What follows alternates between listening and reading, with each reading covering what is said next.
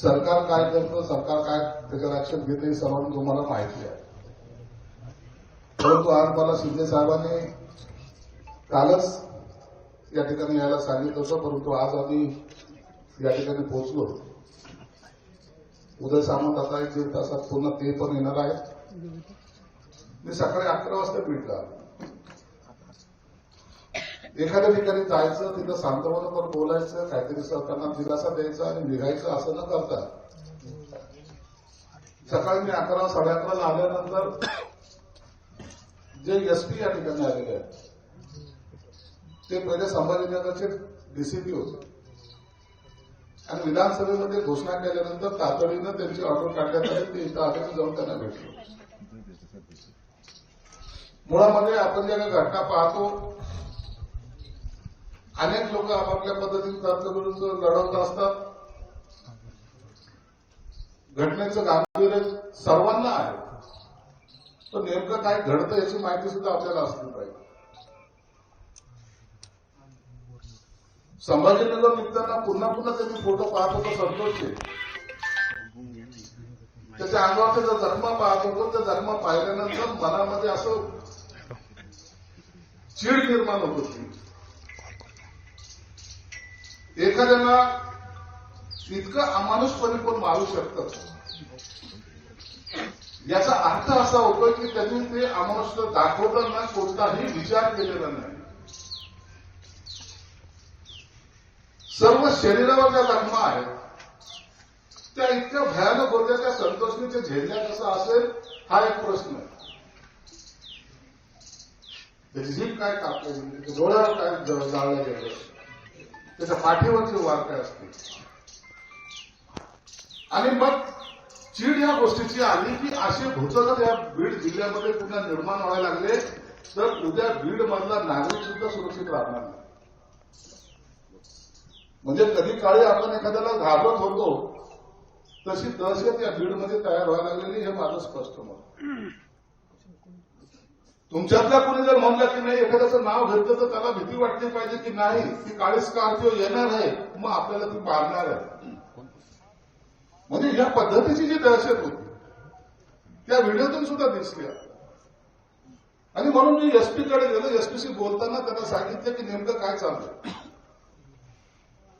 मला दुर्दैवाने सांगावंसं वाटतं, या ठिकाणी अनेक पोलीस अधिकारी सुद्धा असतील, काही कर्मचारी असतील, त्यांचे सुद्धा या गुंडांशी लागे बांधे आहेत हे नाकारून चालणार नाही, हे स्पष्टपणे मला त्या ठिकाणी जाणवतं.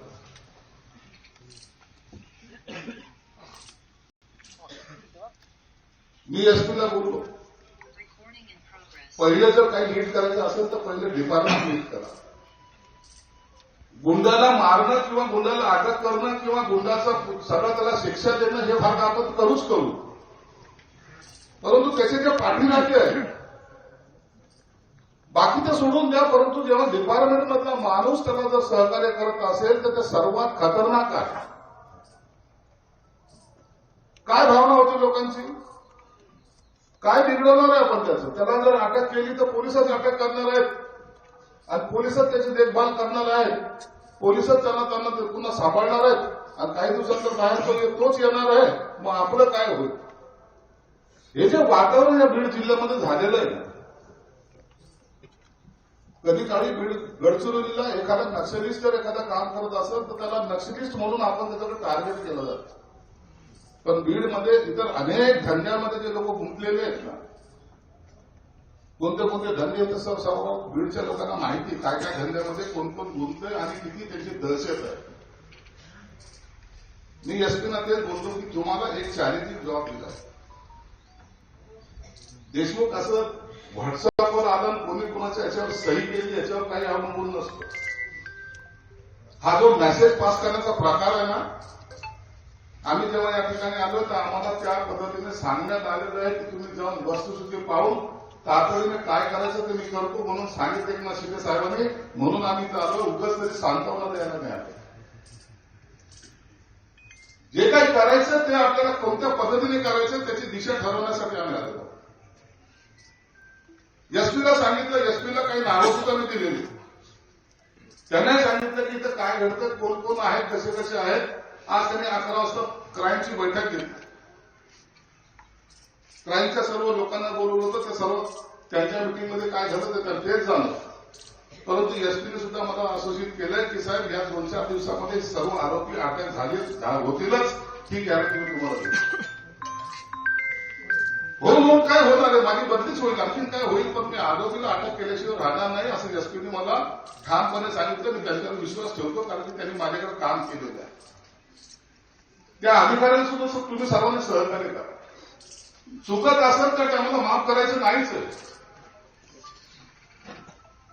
संतोषचं घराचं वर्णन येताना मी ते गाडीमध्ये तो सगळा व्हिडिओ पाहत होतो. घर काय, त्या घरचा काही लोकांनी व्हिडिओ काढलेला आहे. कुठं देव घर आहे, कुठून गळत आहे, कसे ते बसायचे, कसे उठायचे, हे सर्व झालेलं आहे. परंतु पैशाची मस्ती आणि राजकीय ताकदीचा जो वापर या ठिकाणी झालाय तो अत्यंत भयानक आहे. एक मस्तीमध्ये फिरणारा माणूस देवेंद्र फडणवीस साहेबांनी अत्यंत विधानसभेमध्ये स्पष्टपणे सांगितलं, तो कोणी असेल, कोणत्या पक्षाचा असेल, कोणाचा पाठिंबा असेल, पाठबळ असेल, त्याला सोडणार नाही म्हणजे नाही, हे त्याने दिलेलं एक शब्द विधानसभेमध्ये. मला वाटतं तुम्हाला काही दिवसात त्याची प्रसिद्धी सुद्धा येईल. हा देशमुखावर झालेला अन्याय नाही किंवा त्याचा झालेला गुण नाही. हे जे सरपंच सर्व आहेत बाहेरगावचे, यांच्या मनामध्ये ती दहशत निर्माण झाली. आता हे लोक सगळीकडे चालायला चालला, म्हणून आताच त्या आरोपीला शिक्षा झाली पाहिजे या पत्राचे आम्ही आहोत. मी मागच्या घटनेमध्ये सुद्धा सांगितलं, बदलापूरच्या घटनेतही सांगितलं होतं की अशा ज्या काही प्रवृत्ती असतात ना, त्यांना दिवसा घावळ्या जरी मारलं तरी लोक त्याच्याबरोबर पेढे वाटतील, काही नाराज होणार नाही. आणि म्हणून आज आपण यांना न्याय द्यायच्या भूमिकेत असलं पाहिजे. कोण कोणत्या पक्षाचा, कोण कोणत्या जाती धर्माचा, कोणाची चलती आहे, कोणाची नाही चलती, हा विरोधी का सत्ताधारी, हा विषय आपल्यासमोर नाही. आपल्याकडे माणुसकी म्हणून या विषयाकडे आपण पाहिलं पाहिजे. सरकार काय मदत करेल ते करेल.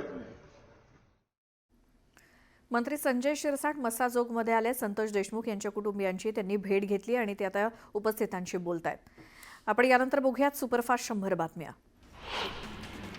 छगन भुजबळ केंद्रीय गृहमंत्री अमित शहांची भेट घेणार आहेत. फडणवीसांची भेट घेतल्यानंतर आता भुजबळ शहांची भेट घेणार आहेत.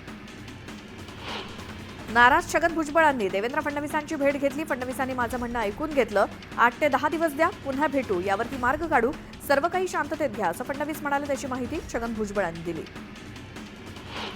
महायुतीच्या विजयामागे ओबीसींचा मोठा वाटा आहे. फडणवीस देखील ओबीसींचं नुकसान होऊ देणार नाहीत, असं छगन भुजबळांनी म्हटलंय.